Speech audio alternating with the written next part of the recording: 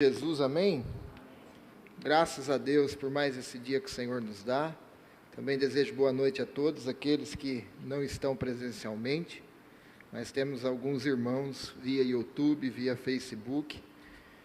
Que você também seja alcançado pela palavra de Deus nesta noite.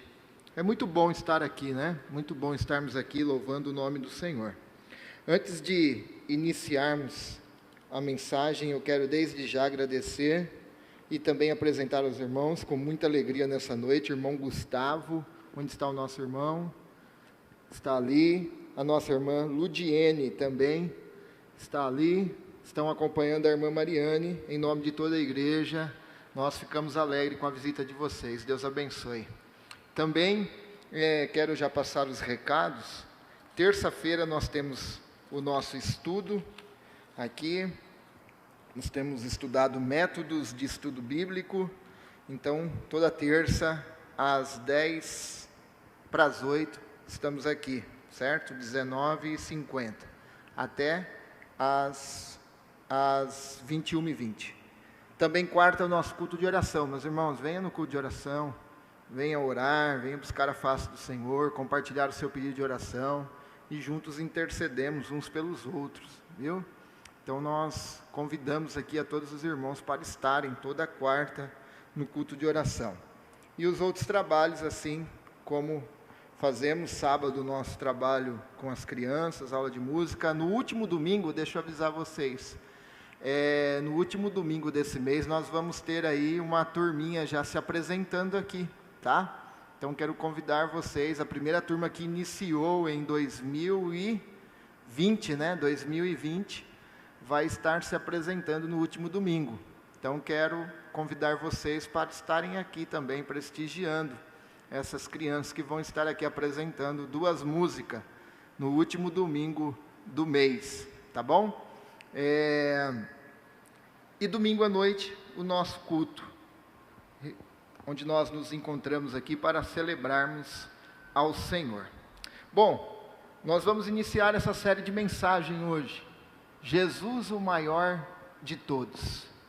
Como surgiu esse nome essa semana foi por causa de uma aula que eu estava tendo, e eu via muitas pessoas sugerindo Jesus apenas como um homem, assim como nós. Sim, ele é homem, ele fez carne.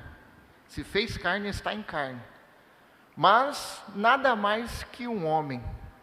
Então, no decorrer, nós vamos ver que este homem, Jesus, ele é o maior de todos os homens. Então eu quero convidar você, encorajar você, desafiá-lo a estar aqui nesses próximos domingos, onde nós vamos estar reunidos, meditando na palavra do Senhor e aprendendo sobre ele. Quer algo melhor do que isso? Aprender sobre Jesus, sobre aquele a quem nós seguimos, aquele a quem nós comparamos como referência. Não tem ninguém melhor.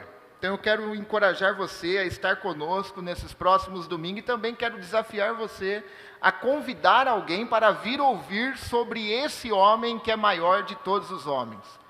Então convide alguém, um familiar, um amigo, pessoas que estão precisando de ouvir o Evangelho de Cristo, né? Para estar conosco aqui, se alimentando da palavra de Deus. Bom, se você procurar este nome, Jesus, se você digitar lá no Google, você vai obter instantaneamente mais ou menos uns 840 milhões de respostas. Pesquise no Amazon.com e você achará pelo menos 261 mil livros sobre este homem. Dada cada vez mais a incrível diversidade de pontos de vistas por essa cultura, essa sociedade plural, nós encontramos então Jesus de todas as formas. Cada um tenta idealizar Jesus ao seu próprio gosto. Assim diziam os ingleses, quando batalhou contra a França, Na sua guerra religiosa, eles diziam: o Papa é francês, mas Jesus é inglês. Porque todos querem esse homem ao seu lado. Todos desejam ter Jesus ao seu lado. E cada um tenta, então, idealizar o seu próprio Jesus, do seu próprio gosto, do seu próprio modo. Somente aqueles que desejam, assim, então, encaixar Jesus no seu próprio modo, essas pessoas também desejam tê-lo ao teu lado. E nós vamos ver, então, como a própria igreja, denominada evangélica no Brasil, está com dificuldade de mostrar de fato quem é Jesus. Se nós olharmos na televisão, na internet, muitas vezes vamos encontrar um Jesus que estão anunciando, que estão falando dele, mas você diz: mas este não é o Jesus das Escrituras. A igreja em si está com dificuldades de dizer que Jesus é o Senhor. Blaise Pascal, há muitos anos atrás, já sofria esse problema, num país agora que se denomina pós-cristão, aonde idealizaram Jesus apenas também como homem, simplesmente um homem e nada mais do que um homem. E Blaise Pascal passou então pela mesma dificuldade que nós passamos hoje. A igreja tem tido tanta dificuldade de mostrar que Jesus foi o homem, contra aqueles que o negaram, como em mostrar também que ele foi Deus.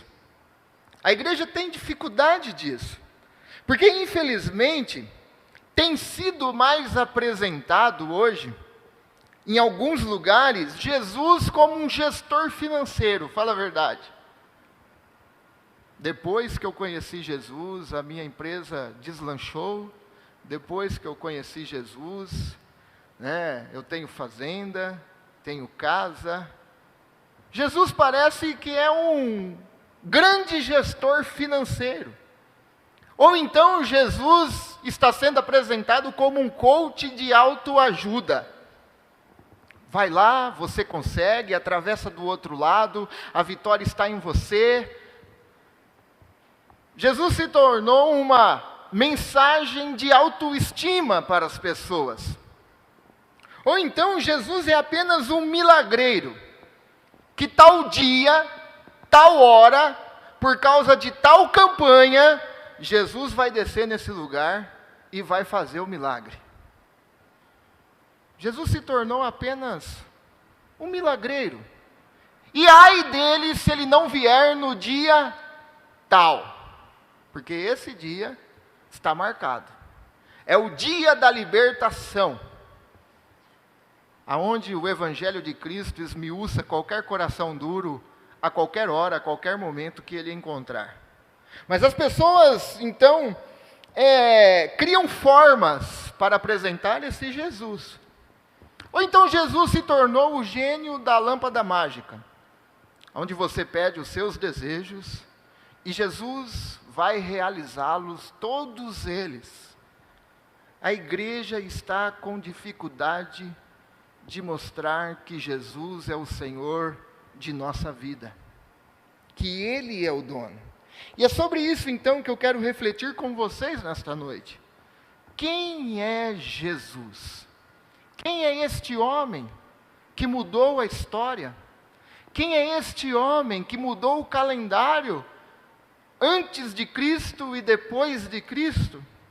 Quem é este homem que por apenas 12 pessoas se tornaram bilhões de pessoas? Quem é este homem? Quem é Jesus? Tanto para os de fora, e quem é Jesus para aqueles que fazem parte do círculo de intimidade dele? Quem é Jesus? Eu quero ler com vocês Mateus 16, do 13 ao 17, sentado aí mesmo. Abra sua Bíblia.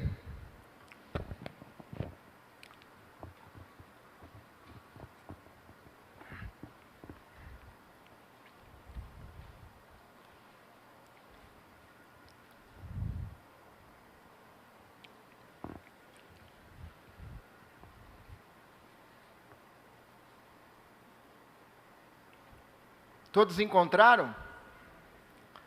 Mateus 16, do 13 ao 17. Amém? Quando Jesus chegou à região de Cesareia de Filipe, perguntou a seus discípulos: quem as pessoas dizem que o Filho do Homem é? Eles responderam: alguns dizem que o Senhor é João Batista, outros dizem que é Elias, e outros ainda que é Jeremias, um dos profetas. E vocês? Perguntou ele.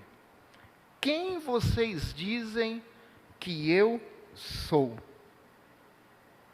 Simão Pedro respondeu: o Senhor é o Cristo, o Filho do Deus vivo. Jesus disse: que grande privilégio você teve, Simão, filho de João. Foi meu Pai no céu quem lhe revelou isso. Nenhum ser humano sabia por si só. Amém? Feche seus olhos. Deus, em nome de Jesus, Pai, precisamos ouvir a Tua voz nesta noite. Tenha misericórdia de nós, Pai. Fala conosco. Fala com a Tua igreja. Em nome de Jesus. Amém e amém.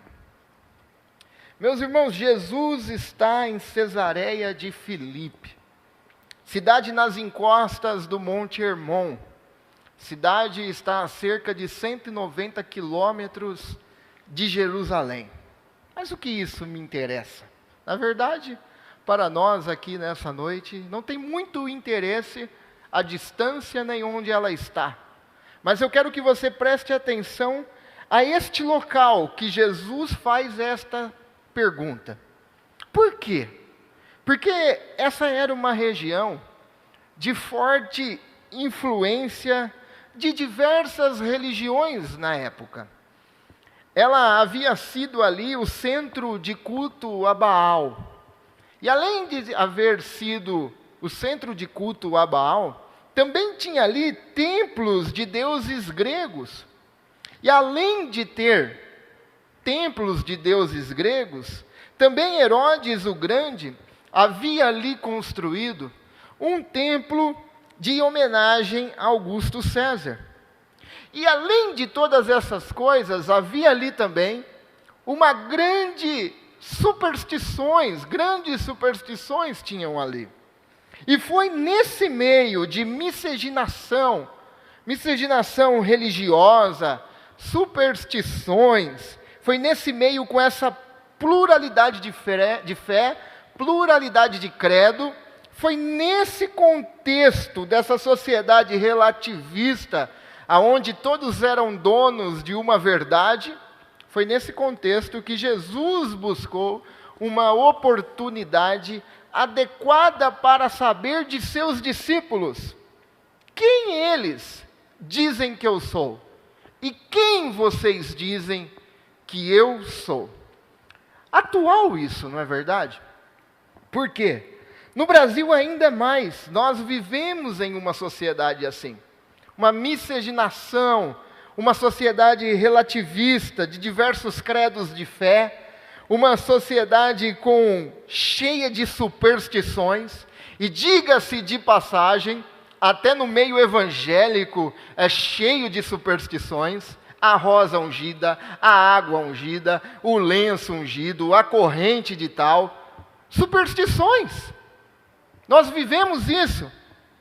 Mas o tempo ainda continua sendo o mesmo, propício em saber quem é Jesus. Tanto para essa sociedade plural, e tanto para esta comunidade local. Sabermos quem é Jesus. Nós precisamos ver as coisas ao nosso redor, sempre com oportunidade de anunciarmos quem é Jesus para a igreja. E então, depois de nós falarmos desse contexto religioso, supersticioso, plural, de superstições, Jesus então faz a primeira pergunta dele, e ele diz: quem as pessoas dizem que o Filho do Homem é? Em um lugar tão influenciado por diversas culturas, por diversas religiões, ele pergunta aos seus discípulos: como o povo me vê? O que o povo dizem sobre mim? O que o povo diz ao meu respeito? Quem eu sou para eles? Imagine agora se Jesus chegasse para você e perguntasse: o que a sociedade diz quem eu sou? O que eles pensam de mim?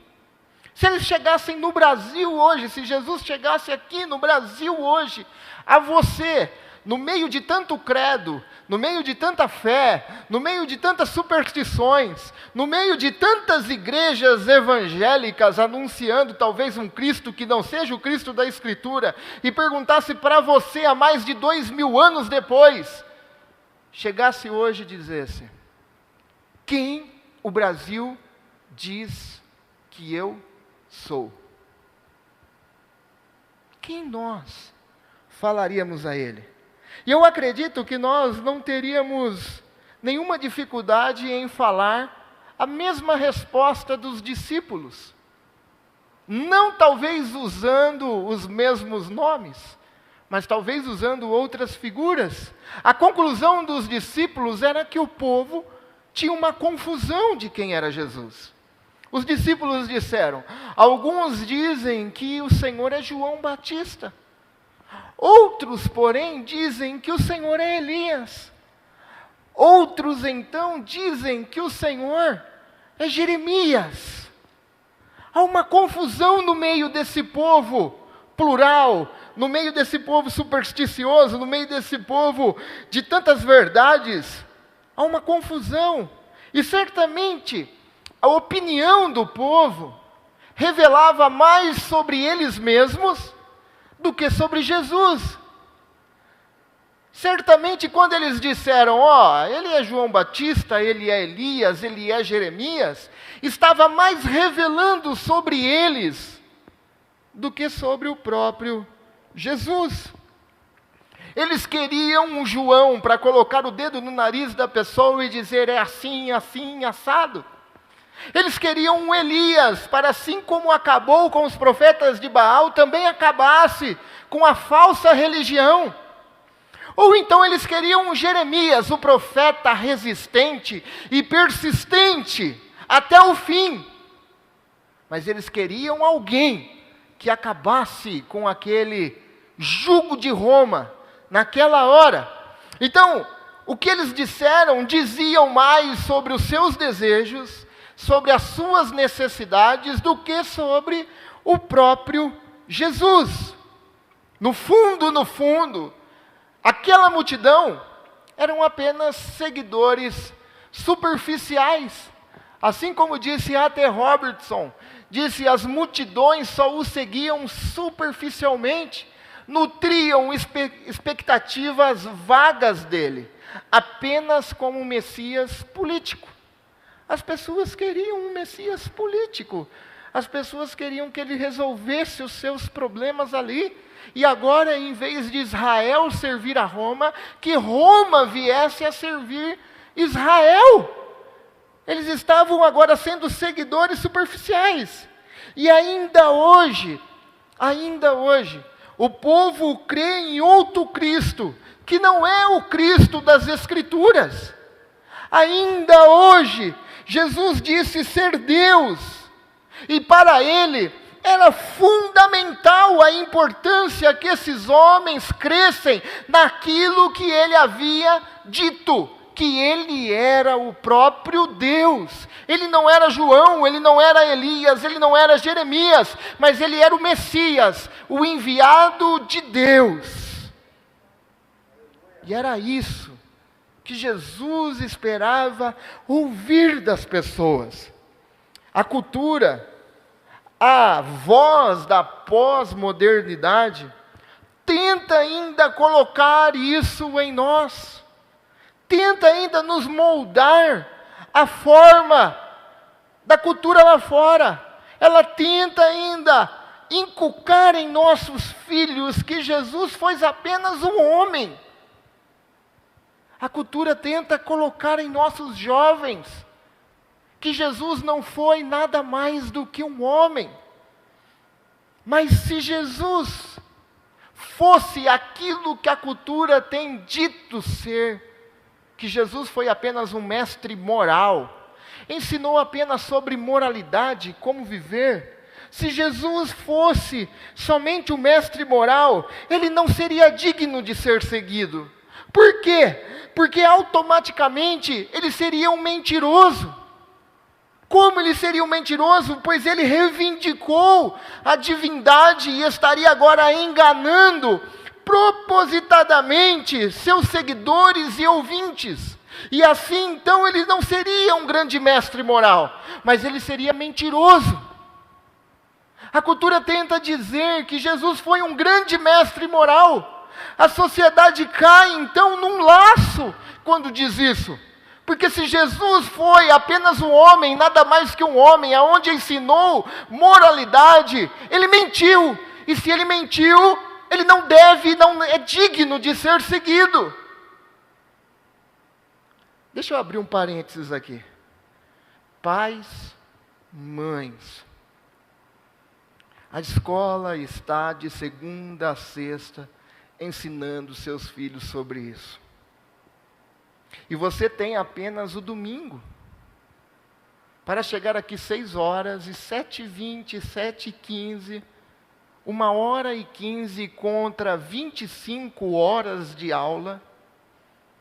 Se é que você não ensina na sua casa, porque o primeiro papel é nós ensinarmos em casa. Mas aqui nós temos as nossas professoras, onde dedicam 1h15 contra 25 horas de aulas semanais. E pais e mães estão perdendo essa grande oportunidade de trazer seus filhos para aprender que Jesus é Deus. Que Jesus não é apenas um mestre moral, que Jesus não foi apenas um grande psicólogo. Jesus é Deus. E olha, muitos países, se você for buscar como as igrejas se tornaram igrejas e países pós-cristãos, é porque não investiram na educação das crianças. Começaram a deixar de lado, e veio uma nova geração ensinada agora por outros professores. E esses países hoje se denominam países pós-cristãos. Em nome de Jesus, não perca essa oportunidade.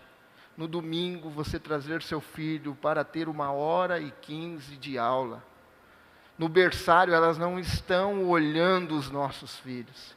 Elas estão ensinando os nossos filhos.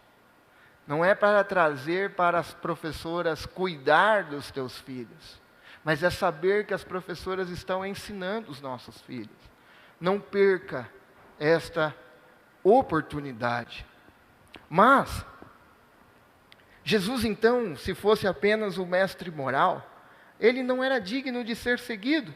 Então nós temos que concordar com C.S. Lewis, quando ele disse: não podemos aparecer com a tolice condescendente de que Jesus foi apenas um mestre humano. Ele não deixou essa possibilidade e nunca foi a intenção dele deixar que o reconhecessem apenas como João Batista, apenas como Elias ou apenas como Jeremias. Jesus é Deus. A pós-modernidade cai um laço quando alega que Jesus foi um grande mestre moral. E isso não corresponde aos resultados da própria vida e dos próprios ensinamentos de Jesus. Por quê? Porque aonde Jesus é proclamado, nós vemos vidas sendo transformadas, nós vemos países, nações mudando para melhor, nós vemos ladrões tornando-se em homens honestos, nós vemos alcoólatras voltando à sobriedade, nós vemos pessoas cheias de ódio agora sendo canais de amor, nós vemos pessoas dando a sua própria vida para não negar que Jesus é Deus. Como pode ser apenas um homem e fazer toda essa transformação em pessoas, em famílias, em nações, em povos? Então Jesus diz, a sua segunda pergunta, tá bom, as pessoas lá fora dizem isso. Nós sabemos que nós vivemos um mundo público, um mundo privado e um mundo íntimo. O mundo público é aquilo que todo mundo, ao te ver, ele já sabe. Ainda mais com as redes sociais. A pessoa sabe onde você está tirando foto, você sabe, as pessoas sabem que carro você tem, onde você mora. O mundo privado é aquelas que você às vezes compartilha apenas com um grupo de pessoas. Aqueles mais íntimos, aqueles mais amigos. E o mundo íntimo é aquele dentro de você, o seu mundo interior, onde só Deus sabe. Jesus diz assim, tá bom, eu sei. Eles dizem isso, vocês ouvem o que eles estão dizendo, vocês sabem o que eles falam sobre mim, mas eu quero saber de vocês, que vivem nesse mundo privado, que estão nesse mundo perto de mim. O que vocês dizem? Quem eu sou? O que vocês dizem sobre mim? Veja, de um lado nós temos a pergunta, o que a igreja diz quem Jesus é? E do outro lado nós temos uma cultura pós-moderna. E quem a sociedade diz quem eu sou? O que a igreja está dizendo?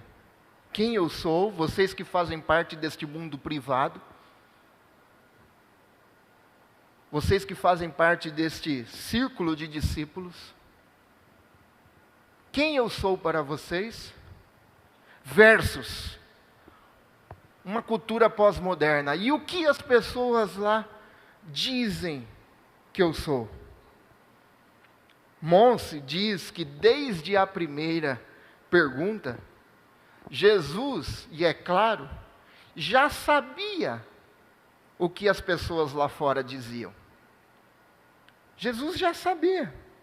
Mas ele queria saber se a cultura estava também influenciando os seus discípulos. Nós sabemos o que a cultura diz, mas até que ponto elas têm influenciado a igreja? A pergunta é, será que a cultura, será que a forma do mundo, será que os modos das pessoas lá fora, será que aquilo que eles assistem nós também assistimos? Será que as mesmas conversas nós também compartilhamos? Será que as mesmas piadas nós também compartilhamos? Será que a cultura tem nos influenciado e nos impedido de ver Jesus como Ele é, o Senhor e Rei da nossa vida? É isso que Jesus está perguntando. É vocês, discípulo versus sociedade e cultura. Até que ponto ela tem influenciado vocês? E tem uma frase de Dorothy Sayers, onde em seu livro, O Menino que Nasceu para Ser Rei. E olha, se possível anote essa frase, porque ela é forte, mas é real. Eu tinha lido ela há muito tempo atrás, e nessa semana, pesquisando nos livros, eu a achei de novo. É uma frase que diz muitas verdades. A igreja aparou com muita eficiência as garras do leão de Judá, declarando um bichinho de estimação adequadamente domesticado para pálidos vigários e velhas senhoras piedosas. A igreja aparou as garras do leão da tribo de Judá, declarando ele então como um bichinho de estimação, adequadamente domesticado. Será que a cultura tem nos influenciado a desejarmos um Jesus apenas para suprir as nossas necessidades? Será que é esse leão domesticado, esse bichinho de estimação, que a igreja tem apresentado Jesus apenas como um homem que satisfaz os desejos das pessoas? Nós domamos esse homem. A igreja domou esse homem, aonde esse homem agora não é mais Deus, mas é servo. E ele vira então apenas um realizador de desejos, de sonhos, de necessidades. Um solucionador de problema. O que será que está mais influenciando a cultura? Ou será que a cultura tem mais influenciado a igreja?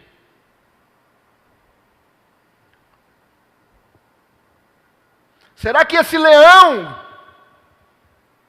da tribo de Judá morreu como um cordeiro, mas ressuscitou como um leão?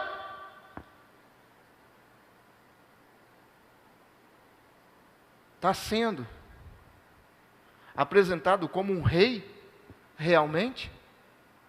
Ou apenas como um gatinho domesticado?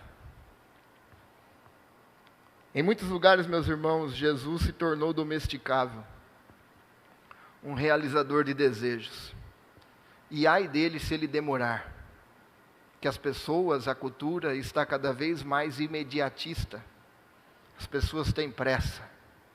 E se esse leão, que agora domado, esse bicho domesticado, demorar, as pessoas emburram.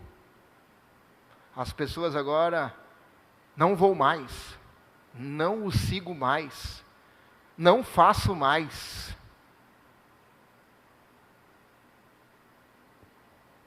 Que isso? Que isso que nós estamos vendo? Era isso que a multidão via. E não entendiam que Jesus havia vindo para algo muito maior. Muito maior do que um solucionador de problemas.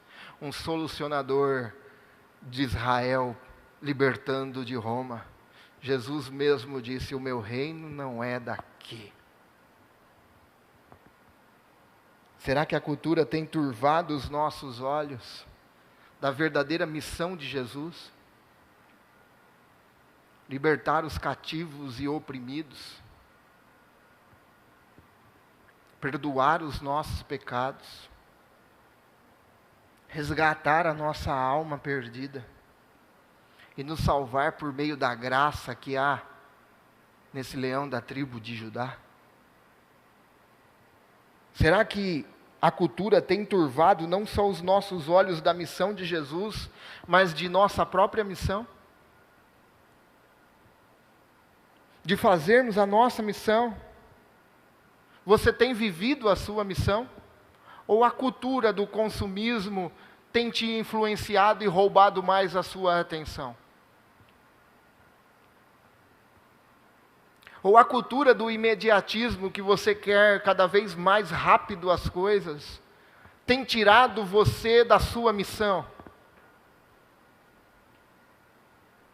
Será que nós temos vivido e podendo enxergar a missão de Jesus e a nossa missão? Quem é Jesus? Quem é Jesus para nós? Quem é Jesus? Eu vou te falar quem Ele é. Jesus é o maior de todos. Jesus é o Jesus de Nazaré. Ele é Deus que veio em carne humana. Foi assim que Ele se apresentou. E por fim é assim que nós devemos aceitá-lo ou rejeitá-lo. Como Deus, homem. E não apenas como um realizador de desejos e nem um solucionador de problemas. Deus homem, vindo em carne. Como C.S. Lewis disse, você pode torná-lo um mentiroso ou um louco. Porque se Jesus disse que era apenas um mestre moral, ele é mentiroso.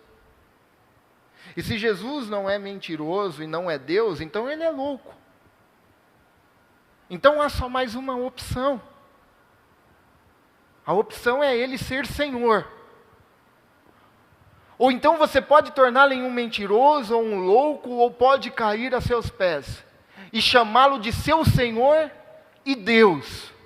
Mas nós não podemos aparecer com a tolice condescendente de que Jesus foi apenas um mestre humano. Ele não deixou essa possibilidade. E nunca foi a sua intenção. Talvez você não esteja certo o que fazer. Talvez, assim como as pessoas da época, você tenha ouvido esse nome já. Ou talvez você diga, mas eu sou da igreja. Eu faço parte de um hall de membros da igreja, seja em outra ou propriamente aqui. Você pode dizer, mas eu sou da igreja, como assim? Mas talvez Jesus ainda não é o Senhor da sua vida. O dono, o amo, o dono da nossa vida. E quando nós temos dono, nós não temos mais direitos. E talvez você ainda está cheio de seus direitos. Talvez você ouviu esse nome, talvez você até mesmo faça parte dessa comunidade. Mas talvez o Senhor ainda não seja o dono da sua vida. Talvez a cultura tenha influenciado mais do que as verdades do reino sobre você.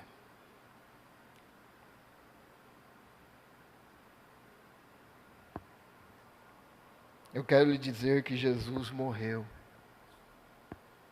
E o grande diferencial é que esse mesmo Jesus que morreu, ao terceiro dia ressuscitou.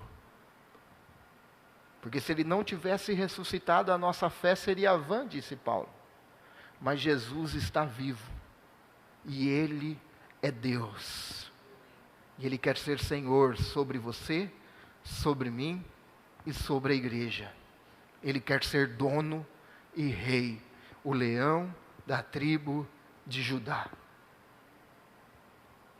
Jesus morreu pelos nossos pecados.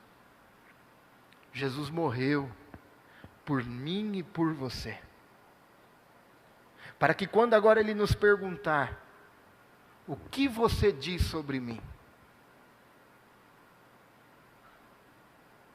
Qual é o Jesus que nós iremos apresentar?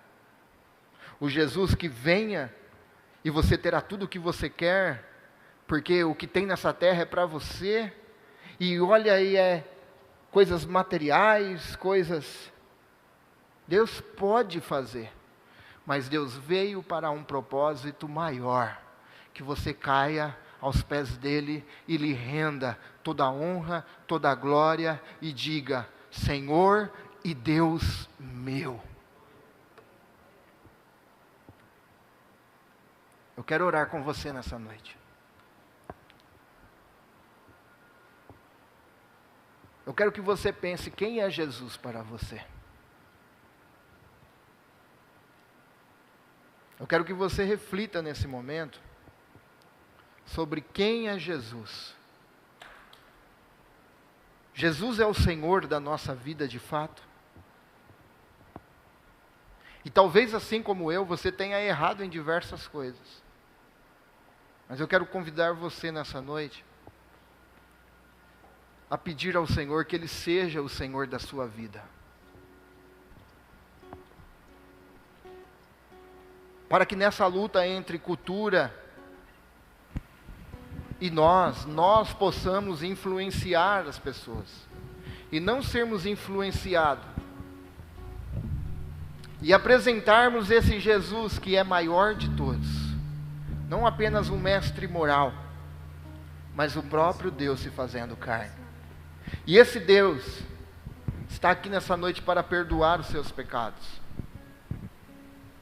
Deixar aos pés da cruz os nossos pecados, nos arrependermos e dizer: Senhor e Deus meu. Porque quem faz isso não é nós, como disse Jesus. Bem-aventurado é tu, Simão Barjonas, porque não foi carne e nem sangue que o revelou, mas foi meu Pai que estás no céu. E Deus nesta noite lhe revela que Jesus é Senhor, e que nós venhamos nos render diante dele. Se você nessa noite está aqui pela primeira vez, ou está acompanhando online, e deseja entregar a sua vida a Cristo, diga a Ele nessa noite: Jesus, Tu és Senhor, Tu és Deus. Eu reconheço o Senhor como o único e suficiente Salvador. Seja o dono, o Senhor e o Deus da minha vida. Nós vamos orar nesse momento. E vamos refletir sobre quem Jesus é em nós e sobre nós.